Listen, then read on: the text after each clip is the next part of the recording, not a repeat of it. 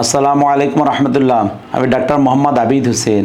আমার লিখিত যে বইটি নবী মোর পরশমণি, এর যে ধারাবাহিক বর্ণনা চলতেছিল, আজকের পর্বে হুজুর সাল্লাল্লাহু আলাইহি ওয়াসাল্লাম যেভাবে দাওয়াতের কাজ শুরু করেছিলেন প্রাথমিক জামানায়, ওইখান থেকে কিছু ঘটনা উল্লেখ করব ইনশাআল্লাহ। 3 বছর পর্যন্ত ওনার নবুয়াতির উনি গোপনে দাওয়াত দিতেন, এবং গোপনে যখন দাওয়াত দিতে থাকতেন অল্প অল্প করে 2-1 মুসলমান হয়েছিলেন। ঘটনাটা এরকম ছিল, কোরআন পাকের মধ্যে আল্লাহ পাক ওনাকে হুকুম দিলেন এবং আল্লাহ পাক ইজাজত দিলেন, বললেন সূরা আল হিজরের মধ্যে আছে 94 নম্বর আয়াতে আল্লাহ পাক জানা দিলেন, অতএব আপনি প্রকাশ্যে শুনিয়ে দিন যা আপনাকে আদেশ করা হয় এবং মুশরিকদের পরোয়া করবেন না। একই সাথে আল্লাহ পাক আবার নির্দেশ দিলেন যে নিকটাত্মীয়দের ভীতি প্রদর্শন করার জন্য, এবং সূরা শুআরার 214 নম্বর আয়াতে আল্লাহ পাক বললেন আপনি নিকটতম আত্মীয়দেরকে সতর্ক করে দিন। এই 2টা আয়াত অবতীর্ণ হওয়ার পরে হুজুর পাক সাল্লাল্লাহু আলাইহি ওয়াসাল্লাম উনি সাফা পর্বতে উঠলেন।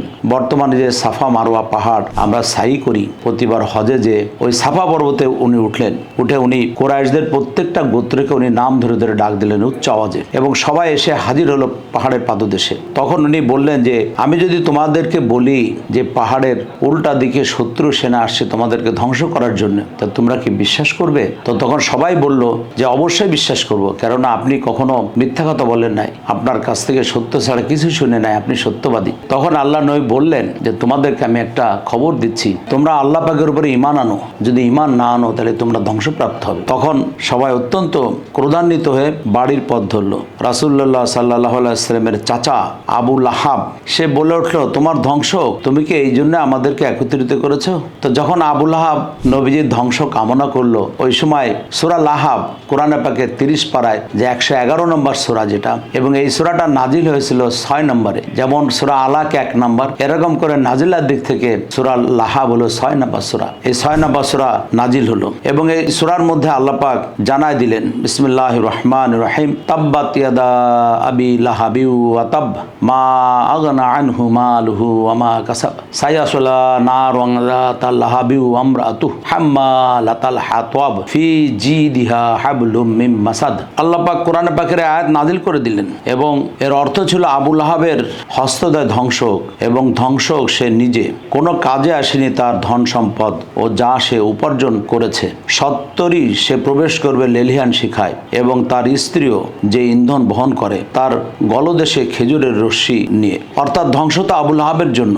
যখন এই একটা পরিস্থিতিতে সবাই চলে গেল, তখন হুজুর সাল্লাল্লাহু আলাইহি ওয়াসাল্লাম হযরত আলী রাদিয়াল্লাহু আনহুকে নির্দেশ দিলেন যে একটা ভোজের আয়োজন করতে, ভোজ সভা। ওনার উদ্দেশ্য ছিল সবাই যখন একত্রিত হবে তখন আবার সবাইকে দাওয়াত দিবে। তো সবাইকে একটা দাওয়াত করা হলো, এবং এই ভোজ সভায় উপস্থিত হলেন অনেকেই, এবং হুজুর সাল্লাল্লাহু আলাইহি ওয়াসাল্লামের চাচা হযরত হামজা, আবু তালিব, হযরত আব্বাস রাদিয়াল্লাহু আনহু সহ অনেক বড় বড় সর্দাররা এবং আরবের গণ্যমান্য যে সমস্ত ব্যক্তি ছিলেন তারাই এই ভোজ সভায় আসলেন। তো হুজুর সাল্লাল্লাহু আলাইহি ওয়াসাল্লাম এই ভোজ সভায় দাঁড়িয়ে ঘোষণা করলেন এবং বললেন, আমি তো আল্লাহ পাকের পক্ষ থেকে প্রেরিত নবী, আমার কথা মেনে নাও এবং আল্লাহ পাকের উপরে ঈমান আনো। তো সবাই আবার খুব প্রধান্বিত হয়ে সবাই চলে গেল, এবং উনি এটা আহ্বান জানালেন যে আমাকে কে সাহায্য করবে। তো তখন হঠাৎ হযরত আলী রাদিয়াল্লাহু আনহু, ওনার বয়স ছিল তখন 10 বছর, উনি দাঁড়িয়ে বললেন যে অবশ্যই আমি আপনাকে সাহায্য করব, যদিও আমার চোখে একটু অসুখ আছে এবং আমার পায়ে একটু দুর্বলতা আছে, আমি আপনাকে অবশ্যই সাহায্য করব। তো এই সাহসী এই উক্তি শুনে সমস্ত লোক